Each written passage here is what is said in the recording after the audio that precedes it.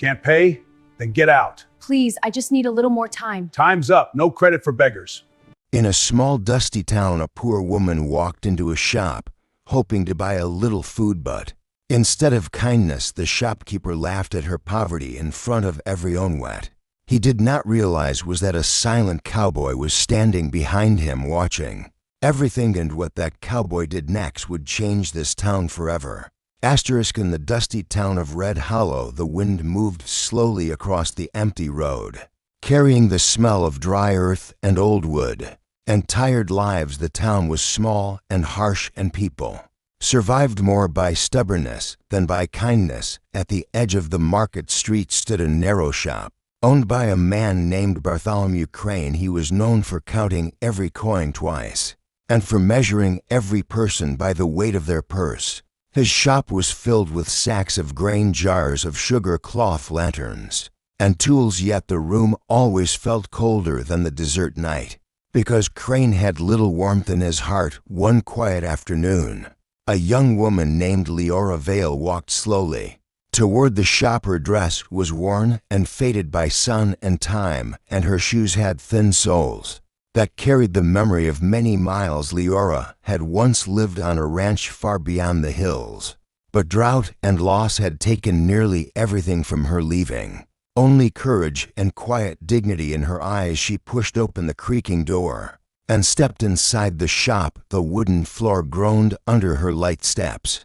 Bartholomew Crane looked up from his counter, his narrow eyes sliding over her clothes and dusty hair. Before she could speak, he already judged her worth in his mind, and he found it very small. Leora gathered her breath and spoke softly, asking for a small sack of flour and a little tea, promising she would pay once she found work in town. Her voice was steady, though hope trembled beneath it. Crane laughed loudly, the sound sharp like broken glass in the quiet shop. He told her that promises were wind, and wind did not buy flour. He mocked her worn dress and asked if she planned to pay him with stories of bad luck. The few customers inside the shop watched in silence. Some looked away ashamed, while others simply listened as if cruelty was a common tune. In Red Hollow, Leora stood still, holding her dignity as if it were the last coat she owned. Crane continued, speaking louder now, saying poverty was a choice made by lazy people, and that his shop was not a charity house. His words cut deeper than the desert wind.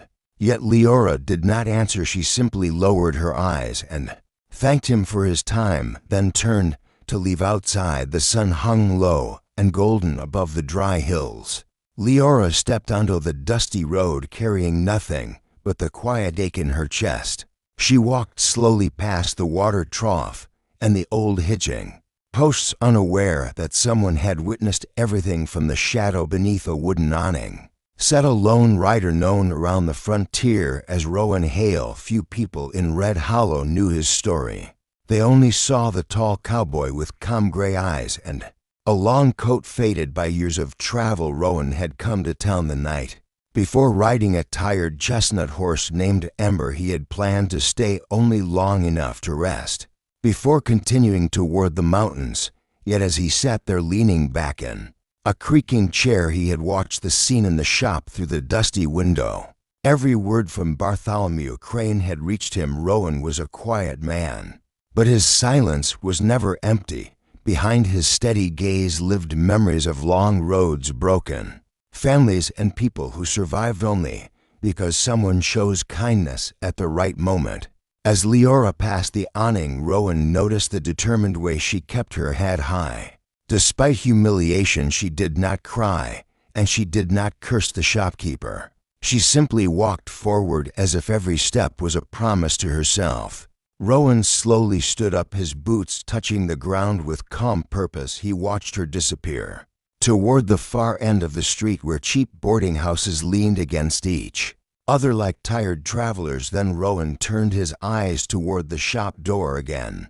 The laughter of Bartholomew Crane echoed faintly from inside. Rowan brushed dust from his coat and walked toward the hitching post where Ember waited patiently. The cowboy rested a hand on the horse's neck, thinking of something deeper than anger. The town of Red Hollow had many stories hidden under its dust, and Rowan Hale had learned that sometimes one moment of cruelty could reveal a much larger truth. He tied Ember securely, then walked back toward the shop, pushing the door open.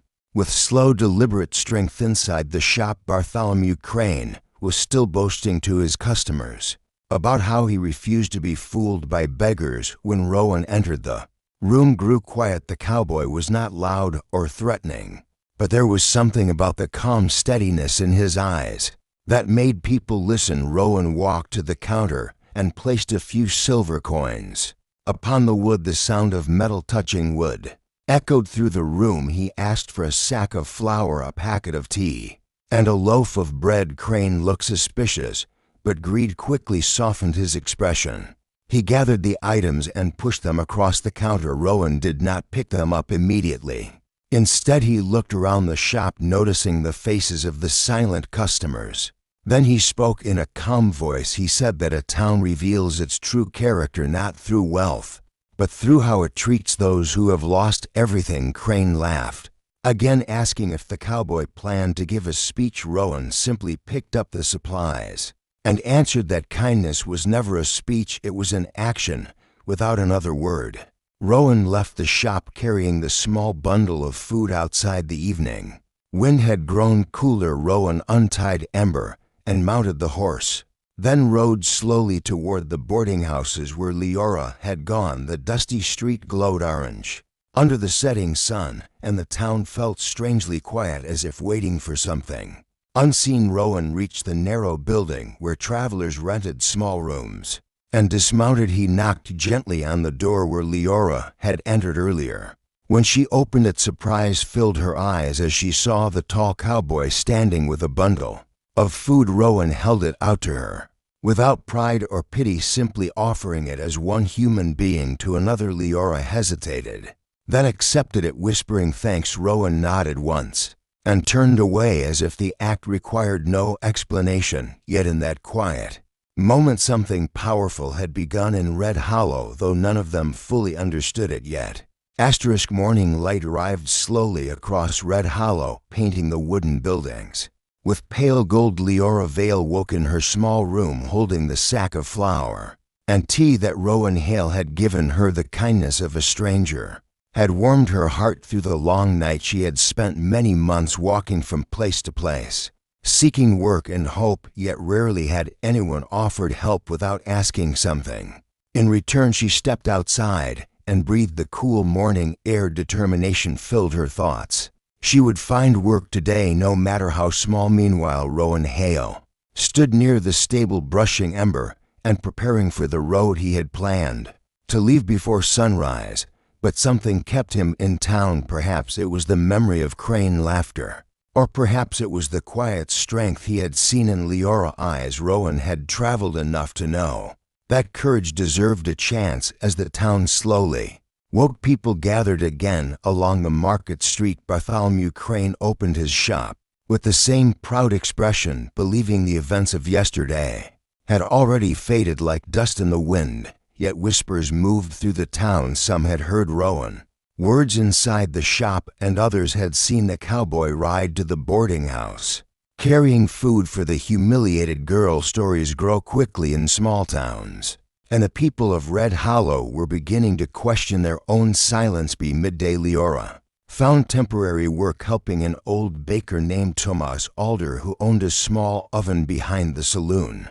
Tomas had watched her ask for flour the day before and had felt shame for doing nothing. When she arrived, he offered her a chance to help knead dough and clean the ovens. The work was hard but honest, and by afternoon, the smell of fresh bread filled the street. People passing by noticed the young woman working tirelessly beside the baker. Her determination slowly replaced the image of weakness that Crane had mocked. Rowan observed quietly from the shade across the street, speaking little yet noticing everything. Bartholomew Crane also noticed the growing crowd around Tomas' bakery.